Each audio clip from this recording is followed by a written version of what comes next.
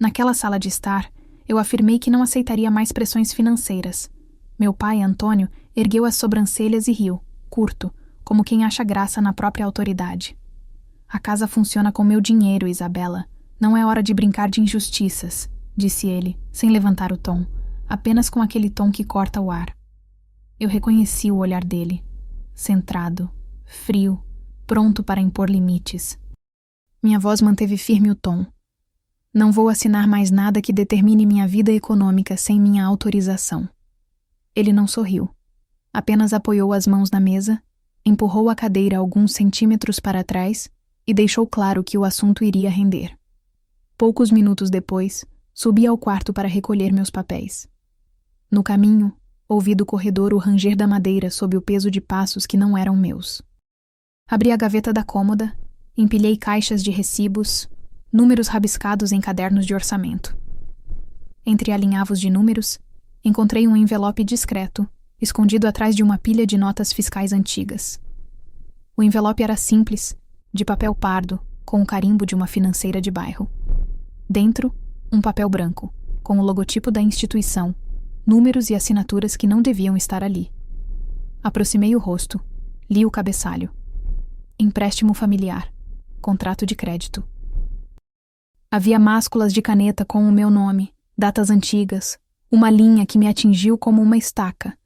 O valor acordado, as parcelas, o vencimento. Debaixo, uma nota rabiscada em tom de margem.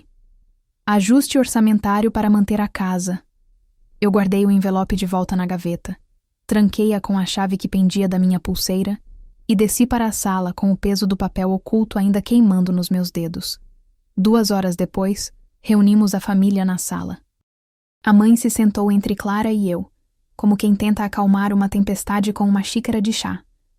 Antônio abriu o envelope com o dedo indicador. O barulho da borda de papel se confundiu com a respiração acelerada de Clara. Ele leu em voz alta, linha após linha, cada cláusula, cada porcentagem, cada vencimento que me prendia a uma relação de poder que nem eu me atrevia a contestar, porque eu sabia que na pequena freguesia terrível de cada semana, o dinheiro é sinal de responsabilidade. A sala ficou muda. O peso do papel pareceu dobrar a sala inteira. Os olhos de Isabela brilharam com raiva contida ao ler o documento, mas ela não deixou transparecer o impulso de quebrar o silêncio que se instalou entre eles. Minha mãe respirou fundo, segurou a mão da filha e fixou o olhar no filho, tentando traduzir uma decisão que não cabia mais apenas a ela. Isso não pode continuar assim, disse Clara, primeiro em voz baixa, depois mais firme, ao perceber que a discussão era menos sobre o dinheiro e mais sobre quem manda. A mãe girou o copo de vidro, o ringue de água dentro dele tão claro quanto a tensão que corria pela sala. Antônio acomodou o papel de volta sobre a mesa, sem sorrir. Isso é apenas organização, ele afirmou, como quem fecha um acordo com o próprio reflexo. Eu, porém, guardei o papel na palma da mão, sem abri-lo de novo, porque o que eu vi ali não era apenas dinheiro. Era uma porta estreita para um controle que eu não aceitava mais. Se você está assistindo a esta história, inscreva-se para acompanhar o que Isabela fará a seguir. Sim, eu sei que é difícil, mas a reação precisa de um canal certo, sem promessas fáceis. Eu escrevi tudo já aqui, com o peso de cada gesto, a prova que ficou diante de mim, para que não pareça apenas barulho de família antiga. E ainda assim, aquela primeira leitura não foi apenas uma leitura. Foi uma marca de tempo, um compasso que me empurra para a frente. Pouco antes do jantar, eu pus o envelope em cima da mesa da cozinha, para que ficasse visível, caso alguém entrasse pela porta dos fundos. O papel ainda carregava o cheiro de papel velho, tinta, a umidade de uma casa que respirava os contos de quem viveu ali por décadas. O que ficou claro para mim foi o peso de cada linha, não apenas do dinheiro, mas da ideia de que alguém ainda pode ditar quanto eu mereço ou quanto posso gastar. O documento não dizia apenas sobre parcelas, dizia sobre uma curva de poder dentro da nossa família, uma linha que não se poderia cruzar sem que o custo aparecesse de forma crua. Naquela noite, antes de dormir, relembrei a expressão da mãe ao encarar o filho e a própria filha diante do papel. A casa tinha ficado mais silenciosa, como se tivesse aceitado o preço daquele encontro. E eu, que sempre busquei a minha autonomia, senti o caminho que eu precisava percorrer ganhar contornos. Não era apenas sobre ter dinheiro, era sobre decidir com quem eu compartilho minha vida econômica. O que aquele envelope significava para a minha reputação na vizinhança? E mais importante, que esforço eu seria obrigada a fazer para manter a paz sem comprometer minha dignidade? O documento lido revelava uma dívida antiga que mudava a dinâmica familiar. Qual é o preço do poder dentro da família? Agora, diante de mim, abri o envelope e li a linha final gravada na folha amarela que repousava sobre a mesa da sala. O papel não falava apenas de orçamento. Ele falava de uma dívida antiga, registrada como R$ 15.000, com o nome de um credor que eu não esperava aparecer naquelas margens. D. Ferreira. A data anotada era 02/04/1998, em letras que pareciam ter sido traçadas há décadas. O carimbo do antigo escritório ainda marcava o rodapé, e a assinatura, rasurada, deixava o resto para a interpretação. O valor, o tempo, o credor. Todos os elementos estavam ali, organizados, sem espaço para questionar a origem. Eu segura o documento firme, o dedo quase tremendo, enquanto o relógio da cozinha batia 17h42, seco como um golpe de um juiz de mochila pesada. A tensão não veio da única página. Veio do que talvez explicasse o que tinha ficado escondido por tanto tempo. Antônio ergueu o olhar sem surpresa, apenas com o retrucar que sempre usa quando o controle é posto em xeque. Isso não é novidade, é uma velha história que não precisa sair da gaveta, disse, a voz baixa, tentando soar calorosa sem soar humana. Ele desfez o silêncio com uma risada curta, mas a língua permaneceu firme. Você está confundindo coisa antiga com coisa que não existe mais. Eu não cedi. Segurei o papel, pousando o dedo na linha onde o valor aparecia 2 vezes, como se a quantia pudesse se multiplicar pela simples leitura. Mãe fechou a boca. Clara abriu os olhos, e o ar da sala ficou tão pesado que o cheiro de café queimado de manhã pareceu reaparecer ali. O documento não era apenas dinheiro. Era uma lista de promessas quebradas que voltavam para cobrar a conta. Até onde você iria para manter a família unida? Perguntei a mim mesma em voz baixa, quase inaudível, enquanto Isabela, a minha própria voz, insistia com palavras que não saíam com facilidade. Isso não pode ficar assim. Se há dívida antiga, precisamos ver cada linha, cada assinatura. Antônio, com o rosto endurecido, tentou recuar para a segurança da rotina, trancar a gaveta, falar baixo, manter o peso da casa sobre os ombros. A gente resolve com cabeça fria, disse ele, e eu percebi que a cabeça fria dele não era a nossa salvação, era o que sempre nos afastava da verdade. O silêncio que se seguiu não foi de tranquilidade, foi de decisão não tomada. A sala continuou com o som do relógio marcando o tempo de uma renegociação que ninguém aceitava, mas todos sabiam que viria com força. No entanto, a folha trouxe algo que nenhum de nós esperava. Diante da leitura em voz alta, a margem de orçamento rabiscada parecia ganhar peso. Não era apenas um ajuste de contas, era uma pista. No caderno de orçamento que sempre fica exposto na estante, a anotação daquela manhã falava de pagamento programado, mas a forma como o papel foi escrito sugeria que o dinheiro tinha outro objetivo. Era usado para manter sob controle alguém que não aceitava ser apenas filha. Eu li a linha que dizia respeito ao pagamento, observei a data antiga e percebi que a dívida não tinha surgido para suprir gastos de escola ou saúde. Ela era a âncora de uma relação de poder que eu ainda não havia decidido enfrentar. Clara olhou para mim com o suspiro contido de quem sabe que está prestes a testemunhar algo para o qual não há retorno. Mãe fez um sinal de silêncio, que era suficiente para não escancarar o abismo entre o que era público e o que estava escondido. A emoção foi funcionando como consequência de uma decisão prática. Eu pedi para ver cada recibo, cada contrato, cada extracto que pudesse existir. Isabela sabe o que significa abrir portas que muitos preferem manter trancadas. A página que estávamos lendo não era apenas prova de dinheiro, Era a confissão de uma dívida antiga que, de tão antiga, já se misturava com a reputação da casa. A cada linha, senti o peso da responsabilidade interna subir, não a raiva antiga, mas o peso de uma verdade que não pode ser desviada com uma desculpa. A minha mão segurava firme a página, e ao meu lado, mãe cruzava os braços como quem diz: vamos ver até onde isso nos leva. Antônio, por sua vez, tentou encaixar o papel no bolso de forma que parecesse apenas uma formalidade. Mas a tensão ficou evidente na respiração acelerada, no aperto da mandíbula. Enquanto o grupo discutia, a nota rabiscada no orçamento voltou à tona como uma peça de evidência. Não era apenas um detalhe menor. Era o elo que conectava o passado com o presente, e que, se rompido, poderia trazer consequências para além do que o olho consegue ver. O envelope foi mexido pela primeira vez desde a leitura. A mãe o colocou de lado. Clara o aproximou para confirmar se havia algo mais escondido ali. E eu, Isabela, registrei mentalmente cada movimento. O segredo não estaria mais quieto. Aquele dinheiro não era apenas uma linha contábil. Era uma porta que, ao ser aberta, podia mudar o manejo da casa, a forma como as pessoas nos olham nas ruas, a forma como a comunidade reforça a ideia de que riqueza e honra andam juntas.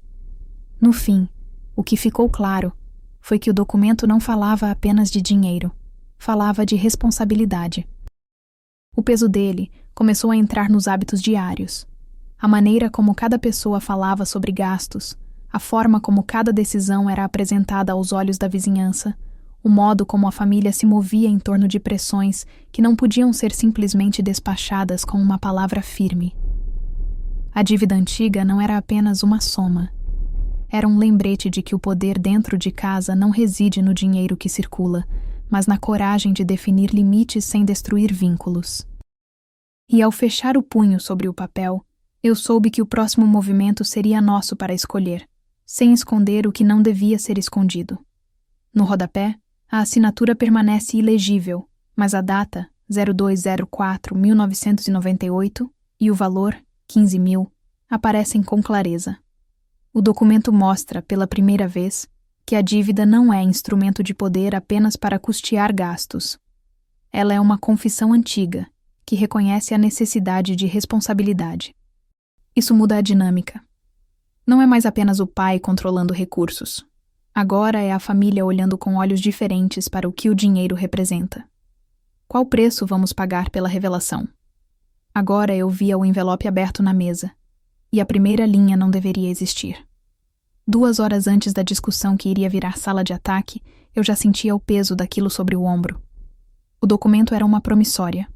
004516, 2010, R$52.300, vencida em 2012, com carimbo do Banco do Brasil, agência 0789. No rodapé, a assinatura de Antônio Freitas. O papel mostrava datas, números, tudo concreto. O silêncio que se seguiu foi cortado pelo tic-tac do relógio da sala. O objeto parecia vivo, como se pedisse resposta imediata. Isso foi resolvido entre nós, disse ele, sem tirar o olhar do meu. Isso não te pertence mais. A voz dele não era ameaça poética, era ordem.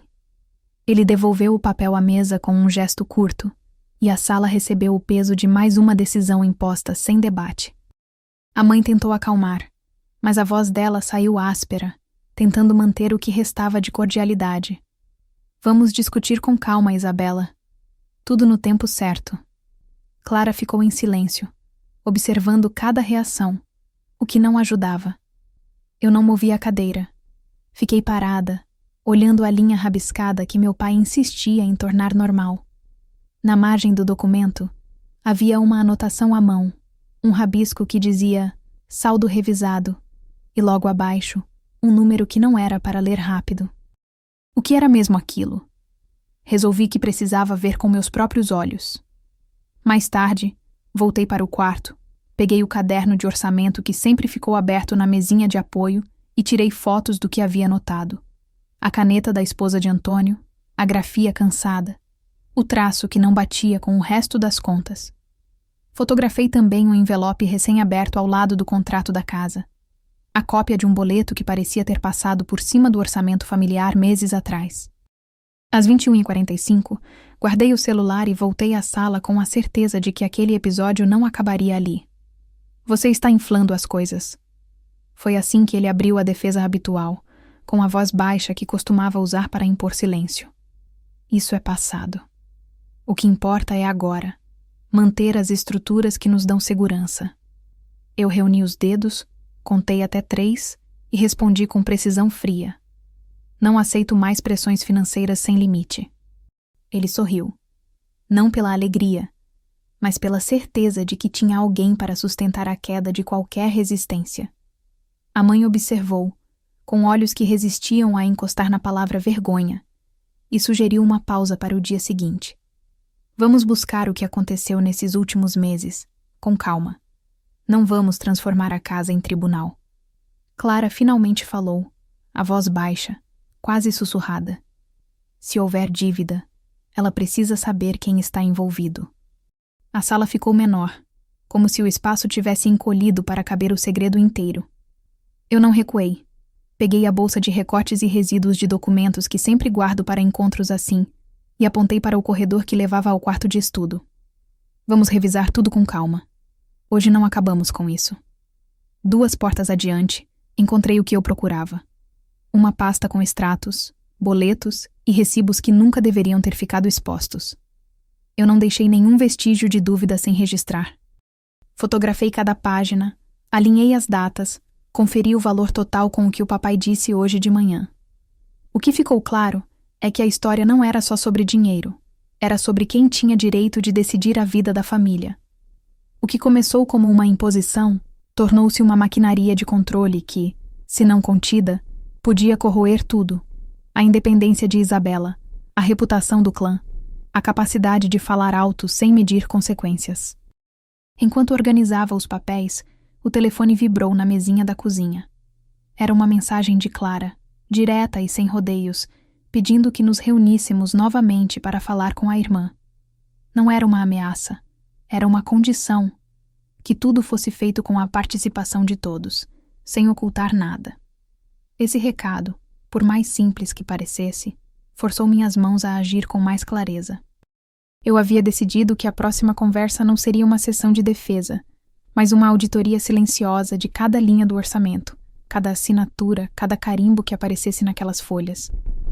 Mais uma vez ficou claro: o que era visto agora podia mudar tudo o que sabíamos sobre poder e responsabilidade. O que me chairou foi ver, no espelho do visor do celular, a nota que aparecia quando eu abria a foto do recorte. O número da promissória, os nomes que apareciam nos recibos, a data que marcava o início de tudo. O ritmo da casa mudou. A cada clique, eu sentia a pressão de não retroceder. E quando o grupo se reuniu de novo no fim da noite, ninguém disse que tudo seria simples. Foi quando, ao folhear a pilha de comprovantes, encontrei algo que não esperava: o rodapé de uma nota, exibindo o nome Marcos Silveira, com o telefone 1191-234-5678 gravado ao lado. Não era apenas o credor. Era um elo que parecia conectar terceiros à dívida antiga. A assinatura, ainda legível, carregava um selo que não correspondia apenas aos meus pais. Aquilo mudou tudo agora. Quem é Marcos Silveira? Por que ele aparece? E o que seu envolvimento quer realmente dizer para nós? Às 10h03, meu celular vibrou com uma mensagem que eu não esperava. 2 horas antes, encontrei dentro da bolsa de recibos uma folha impressa com o título Transferências, Terceiros. Na sala, o ventilador fazia um zunido baixo. Clara entrou com a caneca de chá, a mãe ajustou a cadeira. O papel mostrava uma lista de pagamentos a terceiros, com datas e nomes. No corpo da folha, o nome Soltec Comércio aparecia ao lado de um valor alto. Havia uma linha para R$60 mil transferidos, data 12/07, código interno 87220. O papel parecia antigo, mas os números estavam nítidos o suficiente para não ser apenas uma coincidência. Eu guardei a folha de volta no caderno de orçamento, mas não consegui ignorar o peso daquilo. Isso é dinheiro fora do controle, pai? Perguntei, sem levantar a voz. Antônio riu, largo, sem se importar com o tom. Ordem vem de cima. Você sabe disso. Ele fechou o rosto, a barba por fazer marcando a ironia do sorriso. Mãe tentou acalmar, dizendo que era melhor discutirmos as contas com o contador, não na frente de todos. Clara ficou quieta, olhando para o papel como se pudesse dissolvê-lo apenas com o olhar. Mais tarde, decidi confirmar com o contador. Liguei para o escritório SGB Contábil. Deixei uma mensagem com a foto da folha e o código 83772 e vinto. Em poucos minutos, a voz dele retornou com uma fala seca. Essas entradas são inconsistentes com o orçamento familiar. Há pagamentos a terceiros que não batem com nossa estrutura. Afirmou também que havia uma segunda planilha anexada ao e-mail, pronta para ser discutida na reunião de amanhã. Eu registrei tudo no celular e guardei o histórico de chamadas. Entre a minha curiosidade e o desconforto, conversei com Clara na cozinha. Ela confessou que sempre desconfiou de certas movimentações, mas temia o que viria à tona diante da vizinhança. Mãe, ouvindo ao longe, tentou manter a voz firme, dizendo que a família não iria se dividir por questões de dinheiro. Voltei para a sala de estar com o caderno de orçamento aberto e comecei a comparar cada linha. O passado parecia bater na porta. Quem era o terceiro grupo ali envolvido? Quem se beneficiava? E por que Soltec Comércio aparecia tão descaradamente naquela planilha? A tensão cresceu quando recebi uma mensagem do contador com os anexos. Entre os PDFs, uma nota de serviço com a assinatura de um representante de uma empresa de fachada aparecia ligada a uma cadeia de pagamentos que não tinha relação com as necessidades da casa.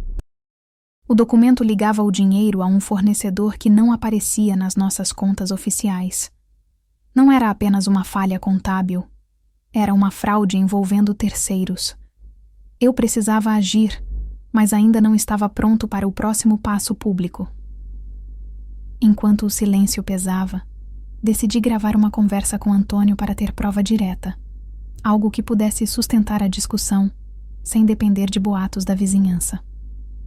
Eu guardei o telefone, mantive a gravação e anunciei que eu não suspenderia a investigação. Clara afirmou que acompanharia tudo de perto, para não deixar Isabela sozinha nessa pressão. A mãe concordou, mas pediu cuidado com os passos, para não esmagar o que ainda resta de confiança entre nós. Um comprovante de transferência, código 8372 e vinto, mostrava que R$60 mil tinham sido enviados para Soltec Comércio há 3 dias, data registrada e hora exata. Isso não era apenas um erro de contabilidade. Era a evidência de um fluxo suspeito que atravessava terceiros e complicava nossa posição. Quem lucrou com isso? Às 21h42, na sala de estar da casa de esquina, sentei na beira do sofá. Antônio abriu a pasta marrom sobre a mesa de jantar e pousou ali o documento financeiro, as folhas dobradas já amareladas pelos meses, recibos, planilhas impressas, um caderno de orçamento aberto na linha de despesas mensais. Ele apontou para o total da última conta de manutenção do imóvel comunitário e para as parcelas que precisavam ser cortadas para fechar o mês. Não piscou. Apenas repetiu o que já tínhamos ouvido tantas vezes. Precisava haver sacrifício, senão tudo desmoronava. Eu disse o que já não dava mais. Não aceitaria novas pressões financeiras, não ali, não da forma como vinha sendo apresentada. Senti o ar mudar quando minha voz saiu firme, quase seca. Clara, minha irmã, foi a primeira a espiar por cima da minha cabeça, o queixo trêmulo, a testa franzida. Mãe friamente tentou manter a linha, mas o chão pareceu ceder sob os nossos passos. Antônio não recuou. Apenas cruzou os braços e deixou a marca do sarcasmo no rosto dele, como se a razão estivesse do lado dele. Sempre do lado dele. Foi quando encontrei o que não deveria estar ali. No quarto ao lado, escondido dentro de uma divisória da velha cômoda, estava o documento que eu não devia ter visto tão cedo. Uma nota rabiscada, anotações de orçamento com várias correções, o carimbo de uma agência que eu reconhecia. Não aprendi nada novo sobre o dinheiro, mas sim sobre o peso que esse dinheiro carregava. Havia uma dívida antiga enterrada ali, algo que ligava o presente ao passado da minha família. O silêncio que se seguiu foi tão pesado que quase ouvi o vidro da janela vibrar com o vento da rua. Eu guardei a nota com cuidado, voltei para a sala e disse que não aceitaria ser cúmplice de qualquer jogada que usasse o dinheiro para controlar alguém. A conversa ganhou contorno em segundos. Mãe interrompeu o papai, com a voz baixa, dizendo que talvez fosse hora de revisar as prioridades, não apenas o orçamento. Clara concordou com a cabeça, mas não conseguiu esconder o receio de que qualquer decisão pudesse expor a família ao olhar da vizinhança. Antônio respirou fundo, empurrou a cadeira para trás e olhou para cada uma de nós, como se tivesse uma resposta pronta para tudo. Não tinha. A casa, de tão visível que era, parecia ter só uma saída: evitar o escândalo público, poupar a reputação, preservar a imagem que ele tão orgulhosamente protegia. Foi então que tudo mudou de eixo. Ele, que sempre manteve a imagem de patriarca estável, puxou a pasta até perto do peito e deixou escapar uma explicação que ninguém esperava ouvir naquela noite. Ele não poderia mais manter o ritmo de gastos que exigia o orçamento, porque enfrentava algo que não era apenas números. O tom dele ficou diferente, menos firme, mais cansado, quase como se cada palavra fosse pesada demais para sustentar. Ele não precisava dizer tudo ali. Bastou o peso do silêncio para que entendêssemos. Algo o impedia de seguir como antes. Eu respirei fundo, contei até 3, e perguntei o mínimo que bastava para não acenar para o desespero. Quais eram as prioridades agora?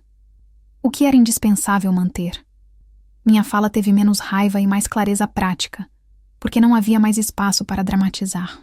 Eu precisava manter o meu limite de autonomia sem abrir mão da verdade que a casa inteira começava a entender. Dinheiro era poder, mas poder sem responsabilidade não era poder. Era peso. A cada frase trocada, a família registrava mudanças sutis, quase invisíveis para quem não vive aqueles gestos diários.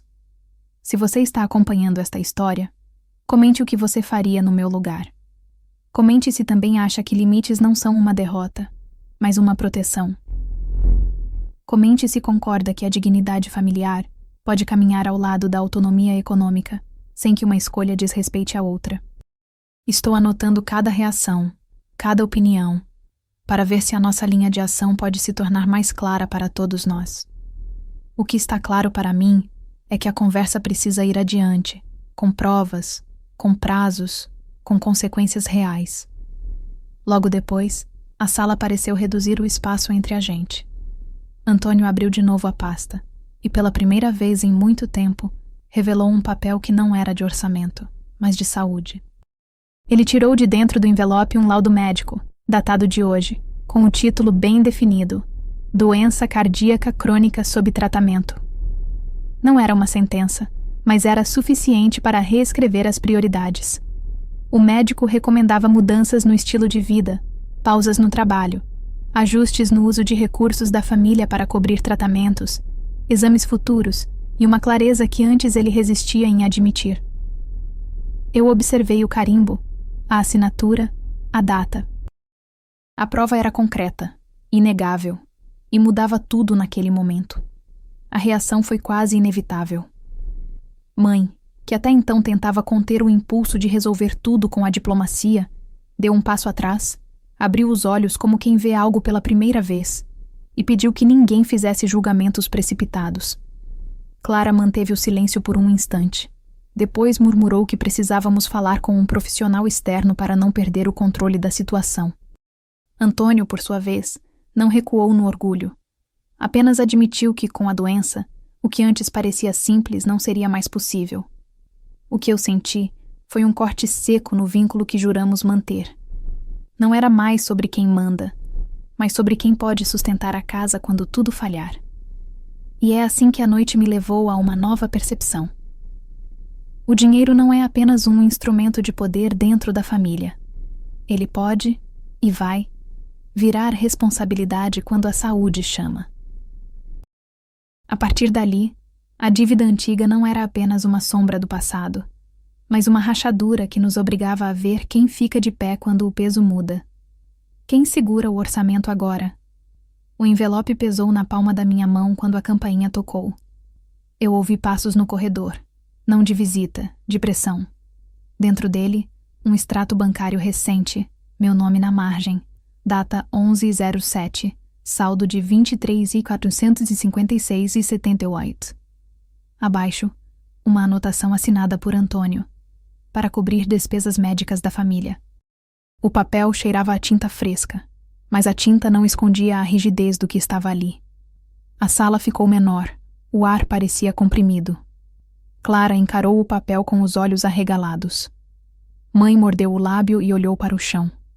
Antônio ficou imóvel, o queixo tenso, como se nada pudesse mudar. O relógio na parede marcava 17h12. O tic-tac parecia bater só para lembrar que o tempo não cansa de cobrar. Eu li de novo, com as palavras cravadas no peito. Limites, controle, dinheiro. A cidade toda sabe quando o dinheiro vira norma de poder. Logo depois, reuni as pessoas na sala de estar. Não ia aceitar mais nenhuma pressão financeira informal, disfarçada de ajuda. Isabela, minha voz firme, disse sem pedir licença: "Não vou aceitar novas imposições."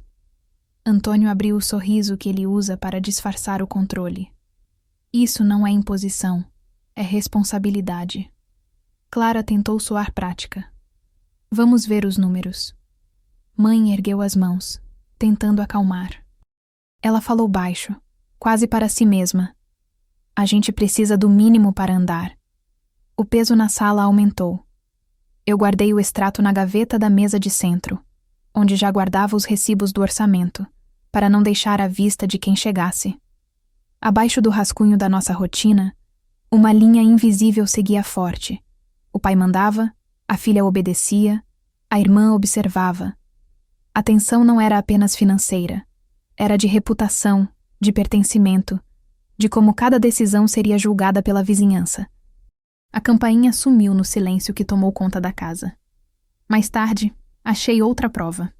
No verso do extrato, uma segunda folha parcialmente escondida. Uma ordem de transferência, com meu nome no campo destinatário, datada de 11/07 e assinada por Antônio. Um número do banco, código de agência e a legenda: "Para uso médico, urgência." Não era um pagamento comum. Era um lastro financeiro que parecia ter vida própria, capaz de mover algo que não era apenas dinheiro. Eu voltei à sala com os papéis na mão, sem alarde. Antônio olhou o relógio, como se soubesse que eu já detectara o que ele tentava manter oculto. Clara piscou rápido, tentando entender, e mãe respirou fundo, buscando uma linha de racionalidade onde tudo parecia combinar apenas com força. Eu dobrei as folhas de novo, deixei o envelope sob a almofada da poltrona e passei a observar quem, ali, poderia ter visto o que eu via. A discussão ganhou planos práticos. Se há uma transferência para minha pessoa, isso precisa ser explicado publicamente, eu disse, sem quebrar a voz. Se há verba para a saúde da família, queremos cláusulas claras. Quem vota, quem verifica, quem sustenta. Antônio respondeu com o que sempre usa para não ceder. Números, prazos que soam como ordem. Mãe pediu calma. Vamos embora dessa discussão com o mínimo de humilhação. Clara apoiou a ideia de trazer um contador da comunidade para revisar o orçamento, para que tudo ficasse transparente ao redor da mesa. O barulho da cidade lá fora parecia atravessar a madeira da casa, trazendo o zumbido de uma vizinhança que conhece tudo sobre a nossa conta. Eu sabia que o que estava ali não era apenas uma divergência. Era a denúncia muda de que a normalidade que aceitávamos não cabia mais em nós sem marcas. Entre uma fala e outra, encontrei outra âncora de prova. Um recibo esquecido na própria gaveta do extrato, um número de autorização, escrito com caneta azul, que correspondia a uma contrapartida de R$7.000, com a assinatura de Antônio e com data anterior ao encontro, 08/07. Não era segredo aberto. Era segredo que alguém quase vota a não compartilhar. Eu fotografei o recibo com o celular, guardei a imagem no arquivo privado e mostrei para mãe e Clara, que compreenderam o peso do que tinha aparecido. A sala entendeu que, por trás do cuidado, havia uma logística de poder que precisava ser desmontada. O que parecia uma ajuda tinha se tornado uma linha de controle que precisava de regras, de fiscalização, de limites discutidos entre quatro paredes e não apenas no silêncio da vizinhança. Ao fechar o dia, eu percebi que a história não se movia sozinha. Eu precisava de um caminho que não passasse pela aprovação automática dele.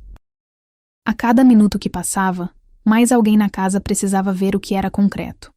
Números, carimbos, datas, assinaturas. A ideia era simples e arriscada. Transformar o que parecia preparação para uma crise em um acordo que protegesse minha autonomia, sem destruir o vínculo que ainda nos prende. O encontro não foi definitivo, mas abriu uma fissura prática. Eu iria exigir um orçamento independente, com verificação mensal, e a família aceitaria um mediador da comunidade para avistar as contas. Antônio ouviu, permaneceu firme, cruzou os braços e disse que qualquer ajuste seria tratado na hora certa, sem prometer nada ali. Foi o seu jeito de manter a força sem enfrentar a sala. No fim, a última folha que deixei sobre a mesa calhou de aparecer com uma anotação que não esperava. A linha de transferência, datada de 1207, com meu nome como destinatário e uma assinatura que não era só a dele, mas também a dele em conjunto com uma outra rubrica que não reconheci de imediato. Isso mudou tudo agora. Abaixo, uma breve nota. Pagamento autorizado para despesas médicas, conforme acordo familiar. O que esse papel prova é simples. O poder que ele usava para ameaçar minha autonomia já não está mais inteiro, mas não está acabado. Qual preço eu aceitaria para manter a família unida? E se esse preço amanhã tivesse de ser pago de verdade junto com uma nova decisão que eu ainda não sei se quero tomar? A campainha tocou. Clara entrou na sala com um envelope branco, selado com a fita do correio comunitário. O ar cheirava a café queimado e a perfume caro que sempre rodeava a mesa durante as reuniões de família. Ela manteve o olhar firme, deixou o envelope na copa e respirou como quem se prepara para falar algo que não quer dizer. Meu coração acelerou ao ver o peso daquele papel recente, ainda sem marca de uso. Não era igual ao antigo orçamento rabiscado no caderno. Era novo, com carimbo do cartório e o nome do banco em letras pequenas. Ela não disse nada. Apenas ergueu a cabeça e apontou para o lugar onde o documento deveria ser lido, como se me desse a chance de escolher o silêncio. Eu os vi ali.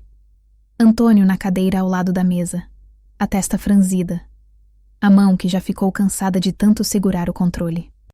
A mãe, entre as cadeiras, observava de perto, tentando medir o dano sem expor o que já estava exposto demais.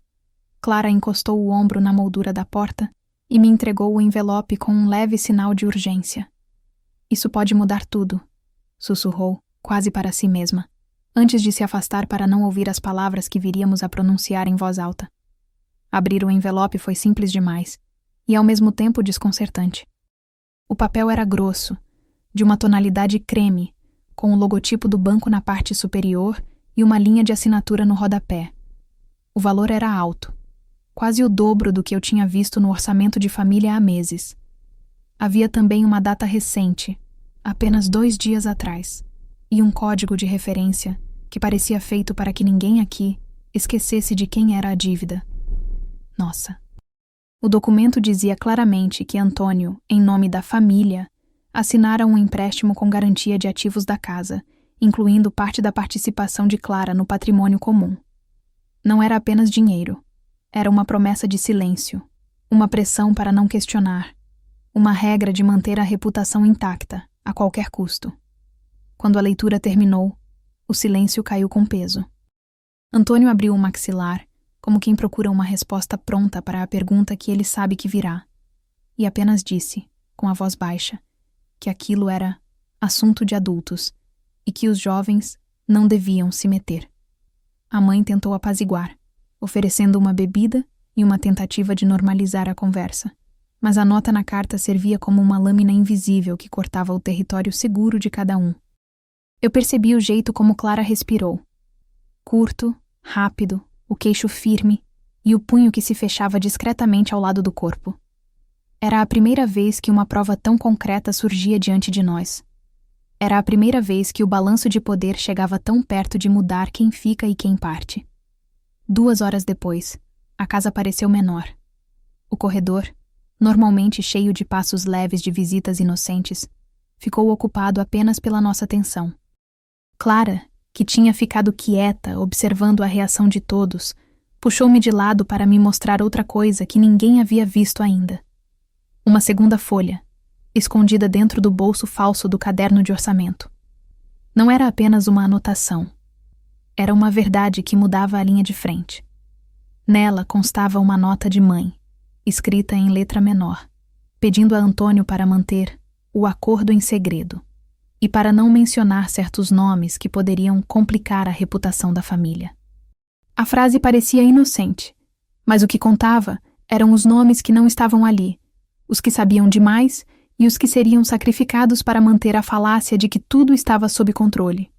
Clara mostrou a folha com as linhas redigidas de forma fria, como quem lê instruções de uma operação.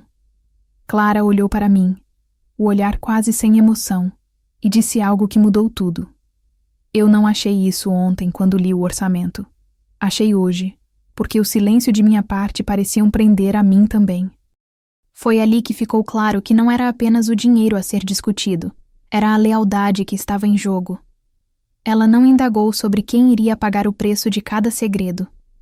Ela decidiu que precisava de tempo para entender quem, de fato, ficaria do nosso lado quando a verdade saísse. A partir daquele instante, a irmã não apenas testemunhava, ela escolhia um lado, o lado que favorece Isabela, que defende a autonomia, que não se curva diante de uma autoridade que usa a dívida para manter o status. E pela primeira vez, eu senti o peso real da palavra lealdade ser colocada na balança. O resto da noite foi uma sequência de perguntas sem respostas claras. A irmã, que sempre foi testemunha silenciosa das finanças da casa, se tornou de repente uma peça-chave que poderia mudar a dinâmica entre o pai e a filha.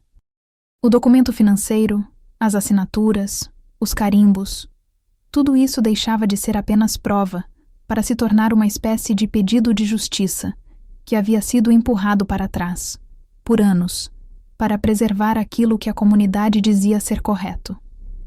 E agora, com a carta de renúncia da dívida descoberta na gaveta, a carta que não devia existir, a carta que não devia ser lida por ninguém além do gerente do banco, a pressão externa já não era apenas privada, era pública por dentro da casa. Clara tocou o ombro de mãe em sinal de cuidado, mas o recado ainda ficou no ar. A lealdade mudou o eixo, não apenas a percepção de quem está certo ou errado. Agora, olhando para si, para mim, para o espaço entre a mesa e a janela, vejo que há uma linha que não volta mais. O peso dos números, a certeza dos nomes, a verdade escondida sob o carpete, tudo se moveu de lugar. A minha voz, que antes tentava manter o equilíbrio entre fiscalização de recursos e respeito à relação familiar, sente a necessidade de agir com mais clareza do que antes.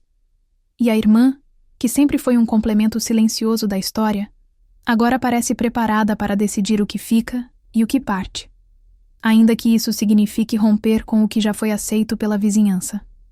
Ela ergueu o envelope novamente, não para guardar, mas para mostrar o peso de cada palavra ali contida.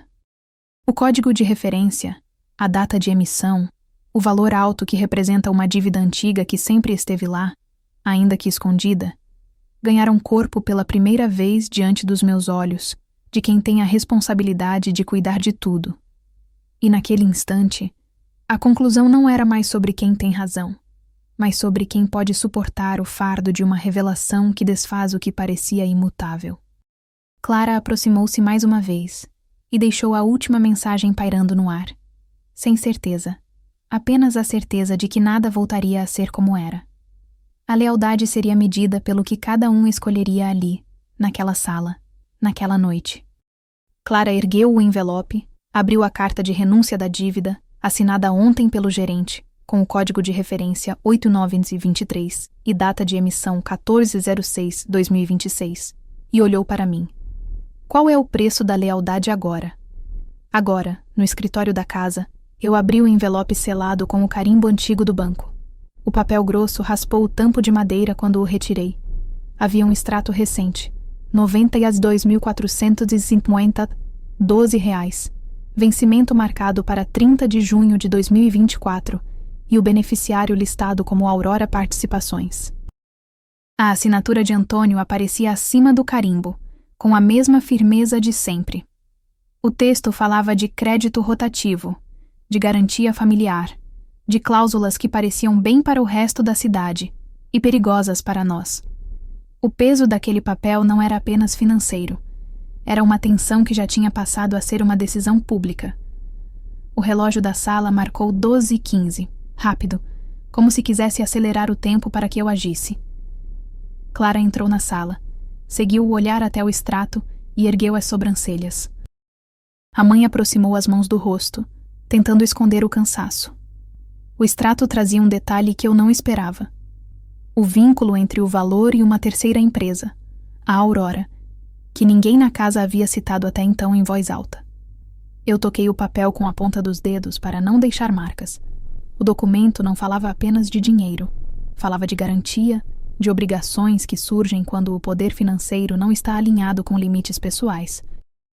A sala ficou menor, o ar ficou denso, e o som do relógio parecia bater mais perto do meu pulso. A marca azul nos márgenes parecia sinalizar trechos que podiam desatar uma reação em cadeia na nossa reputação. De onde veio isso? Perguntou Clara sem tirar os olhos do extrato. Da gaveta do quarto, atrás do caderno de orçamento, onde ele deve ter guardado de tudo, disse a mãe em voz baixa, tentando manter a calma. Eu sinalizei para que parássemos de falar alto. Não é só dinheiro. É uma rede de decisões que envolve terceiros, e eu não serei cúmplice de nada disso, respondeu, com a voz firme, mas sem elevar o tom. Vou falar com meu advogado e registrar tudo. A tensão cresceu quando a mãe assentiu, e Clara cruzou os braços, guardando a nota dentro da bolsa como se fosse uma evidência física. O som do vidro da janela batia ao vento frio que entrava pela beira da cortina, lembrando que aquilo era real e não ficção. Mais tarde, eu peguei o celular e liguei para a advogada que já havia acompanhado nossa família em crises anteriores. Enquanto explicava o caso, eu tirei uma foto do extrato com o visor iluminado para não deixar dúvidas. Voltei para a sala, e a família já conversava em tom baixo, calculando cada palavra que poderia soar como acusações. A mãe sugeriu uma reunião com Antônio na frente de todos, para evitar interpretações erradas, mas eu recusei de imediato. Não seria assim que eu iria entregar meu posicionamento. Eu preferi manter a confidencialidade inicial, reunindo fatos, números e prazos, para não parecer que eu estivesse apenas reagindo a uma provocação. No meio disso, a sala recebeu o eco de uma decisão. Eu recolhi o extrato, guardei na pasta de documentos com a etiqueta de caso financeiro e passei a registrar cada detalhe de comportamento do pai quando o assunto voltava a surgir. O ambiente manteve o peso, mas eu não recuei. Se não falarmos agora, a situação não melhora, comentou Clara, mantendo a voz firme, sem rancor, apenas com a clareza de quem sabe onde está o prumo. E se houver mais alguém envolvido nisso, vamos descobrir juntos, sem esconder. A frase funcionou como um ponto de virada invisível, uma afirmação que deslocou o eixo do poder dentro da casa. A mãe, ainda tentando manter a paz, perguntou se eu deveria fotografar ou imprimir o extrato para levar ao advogado. Eu respondi que sim, que tudo precisava estar padronizado, com cópias e carimbos, para que não sobrassem dúvidas quando chegasse a hora de decidir o que fazer em conjunto. Enquanto isso, Antônio permaneceu em silêncio na sala ao lado, como se tudo estivesse sob controle, mesmo quando o meu dedo tremia ao segurar a pasta. Agora, com a nova peça na jogada, eu percebi que a minha autonomia não era apenas resistência a pressões. Era uma possibilidade de reorganizar as linhas de poder dentro da casa, com base em evidências e acordos claros. A cada passo, eu testava como reagiria o grupo. Quem cederia diante dos fatos? Quem manteria a fachada? Quem ficaria do meu lado para defender limites sem desvalorizar o vínculo familiar? O extrato não era apenas um incidente financeiro. Era uma chave para entender quem realmente detém o controle dos recursos e quem pode exigir responsabilidade sem medo de julgamento social.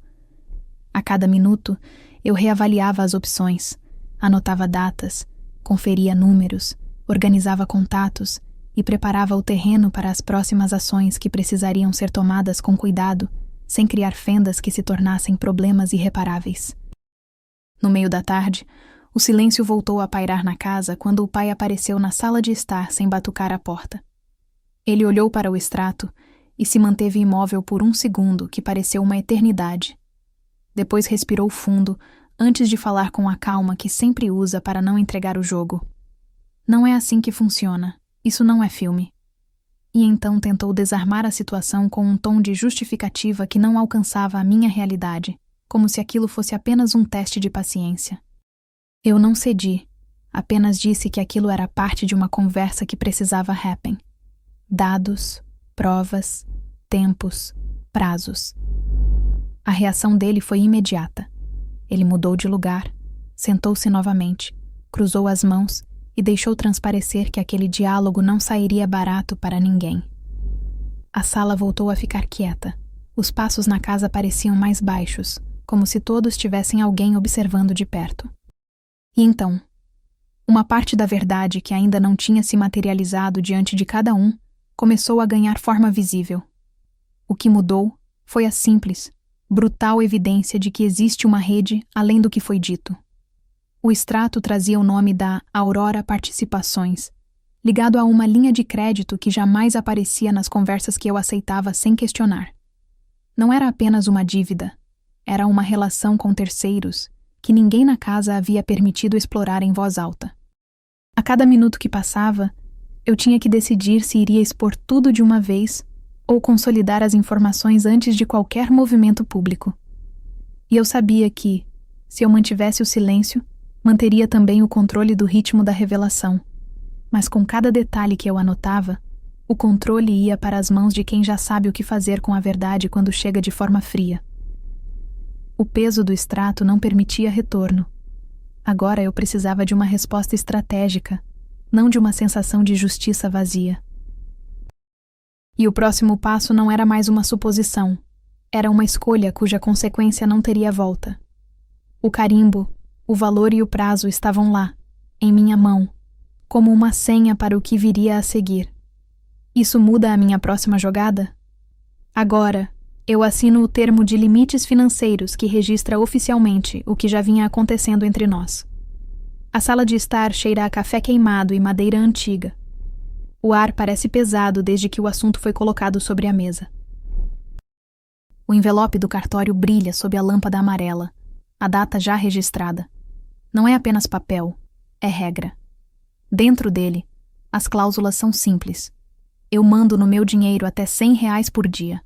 Tudo acima disso precisa da minha autorização e da dele. Não é vingança, é ordem. Eu olho para Antônio. Ele não pisca. A caneta dele desce firme. O papel fica com peso de vez. Antônio respira curto. Isso é demais. Murmura, sem elevar a voz. Você quer governar a sua vida? Então governe a sua. Eu encaro. Não é governar. É impedir que o dinheiro continue sendo arma. A mãe suspira. Tenta manter a voz firme. Clara cruza os braços. Observa em silêncio, como quem mede o que vem pela frente. O silêncio não é proteção. É confirmação de que cada centavo que entra pode ser contestado, ou explicado, ou exigido na frente de pessoas de fora. Ao lado, no topo do envelope, surge uma segunda folha, que eu não esperava. Em uma nota anotada pela mão de alguém, lê-se: autorização de gastos, sujeita à supervisão de terceiros. Não parece grande, mas é o suficiente para mudar de vez a dinâmica. Eu fotografo o rodapé com o celular, o carimbo, o número de registro, a assinatura de Antônio, e salvo na pasta Documentos com a legenda: Prova de controle revisado. A foto fica ali, acessível, não para agradar, mas para que ninguém possa negar o que está registrado. Antônio aponta para uma linha do termo. Isso não resolve tudo, diz com a voz baixa. Se você não confia em mim, não confia em ninguém. Eu respondo sem tropeço.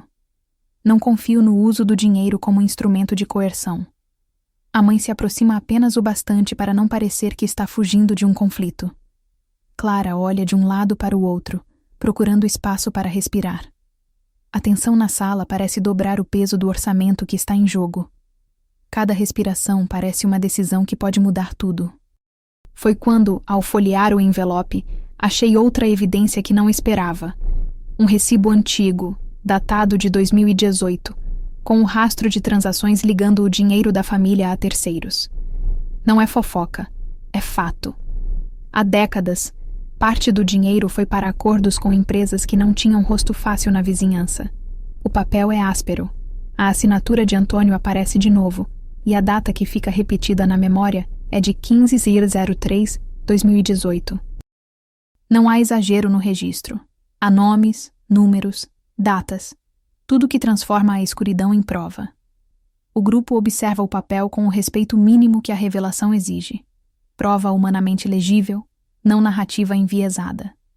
Mãe de Isabela se volta para o grupo, com relutância traçando linhas de decisão em seu rosto. Clara, que sempre ficou na sombra do conflito, inspira pesado e pergunta, quase a sussurrar: "E agora, o que faremos com isso?" Antônio permanece imóvel. Ele sabe que a próxima jogada não pode ser desmentida sem consequências públicas. Eu vejo a própria reputação da família ganhar peso na conversa. Não é apenas sobre quem manda. É sobre como aquilo que é mostrado diante de vizinhos e conhecidos pode redefinir ações futuras. O aviso não está mais apenas na sala de estar. Está no corredor, na porta da casa, no olhar de quem observa. O que era para ser uma reafirmação de limite se transforma, então, em uma decisão que não volta atrás. O registro de ontem ganha vida hoje. Eu não apenas defino regras, eu exponho estruturas que não podem ser desfeitas sem custo. A prova está clara.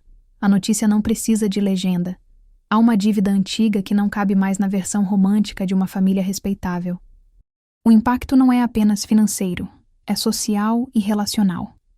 A minha fala, antes contida, assume o tom de um aviso público. Não aceitarei mais que o dinheiro determine quem eu sou ou o que a minha voz pode exigir. E eu percebo, com o peso que o silêncio não tolera mais, que minha assinatura não fecha apenas um capítulo. Ela abre uma nova linha de efeito, que não depende do meu pai. A sala respira de novo, mais diferente. Não há como retornar ao que era antes. O que se registrou ali tem por consequência o deslocamento de poder, de informações e de risco. A certeza de que há olhos observando, de que o grupo pode reagir, de que alguém pode questionar o que fiz, tudo isso passa a fazer parte da nossa rotina.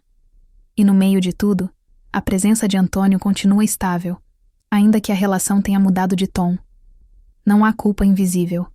Há uma rede de provas que não para de crescer, e a verdade tem voz.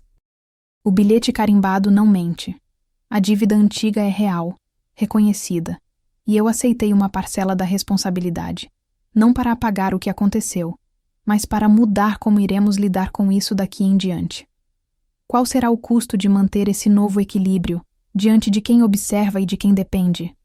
Quem pagará o resto dessa conta que começou pequena e hoje encontra a sua própria voz? Eu fecho o arquivo no celular, guardo o envelope e tento ouvir além dos passos de Antônio na casa ao lado. Qual caminho seguimos a partir de agora? O envelope marrom caiu na porta às 07:08. Dentro, um extrato bancário com data de hoje e uma nota à margem. Limites reforçados.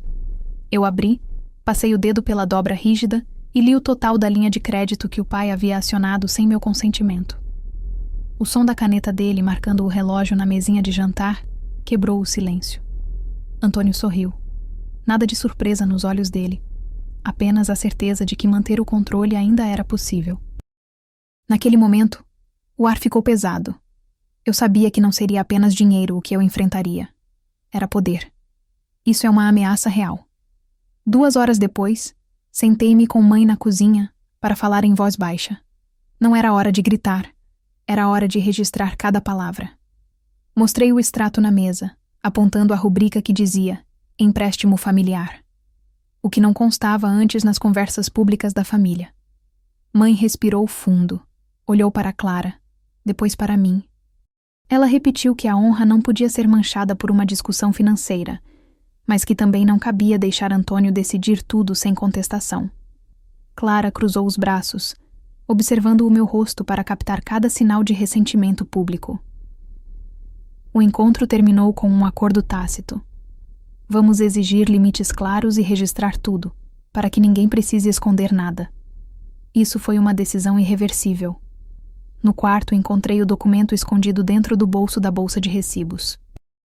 Era um caderno de orçamento, rabiscado à mão, com várias anotações sobre saldo, pagamentos e garantias, que pareciam prometer estabilidade, mas agora pareciam arma apontada.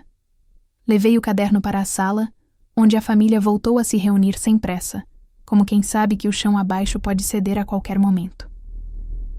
Antônio olhou o caderno sem disfarçar curiosidade, como se cada linha ali fosse uma ameaça disfarçada de número. Quando li em voz alta a linha que falava de garantias sobre propriedades, Clara comentou baixo que aquilo podia envolver terceiros, o que deixou o ambiente ainda mais silencioso. A leitura em voz alta foi uma revelação parcial. Mais tarde, a campainha tocou e a casa inteira congelou.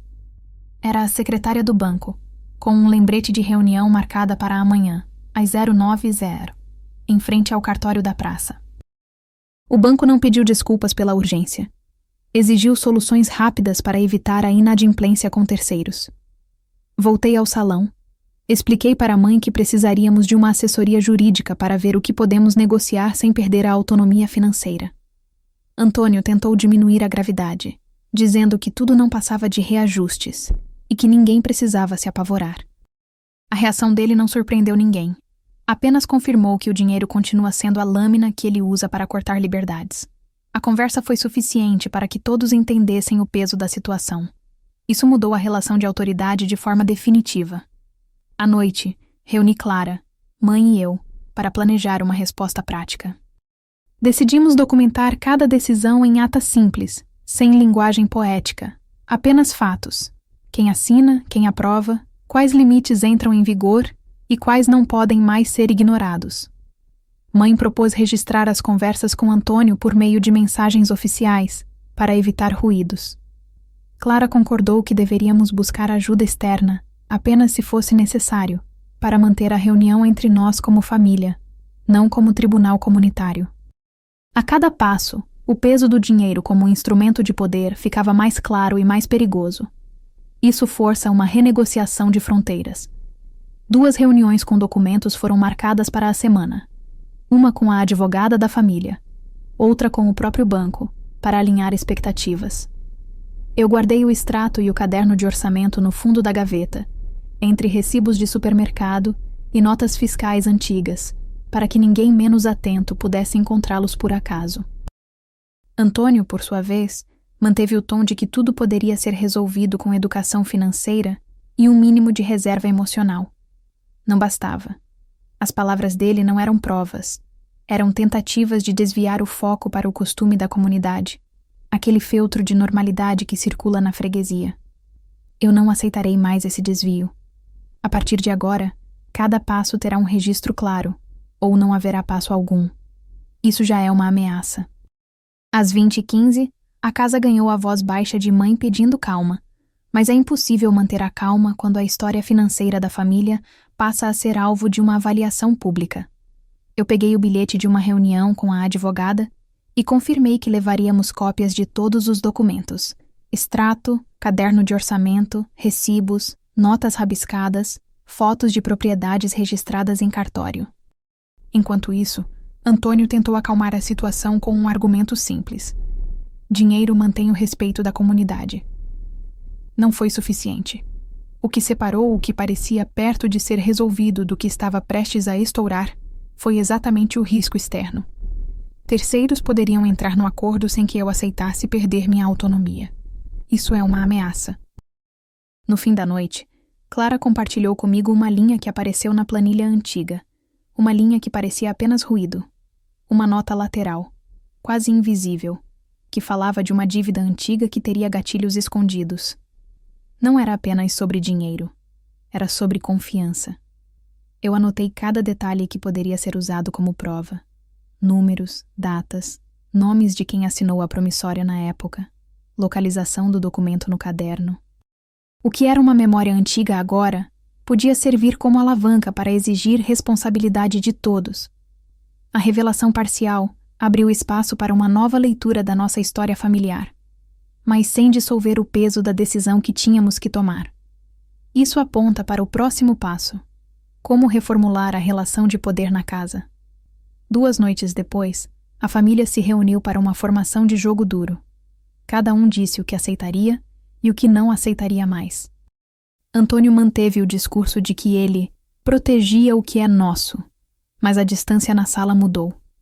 Mãe segurava firme a palma do meu pé sob a mesa, Clara manteve o rosto fechado, e eu usei a voz baixa para dizer que a autonomia não seria negociada sem garantias. O tom mudou. As perguntas se tornaram mais diretas, e a distância entre a sala de estar e o escritório do banco ficou menor a cada minuto. O que parecia uma negociação simples se transformou em uma decisão irreversível para a nossa família. Éramos apenas nós contra a antiga norma de poder. Quem assina?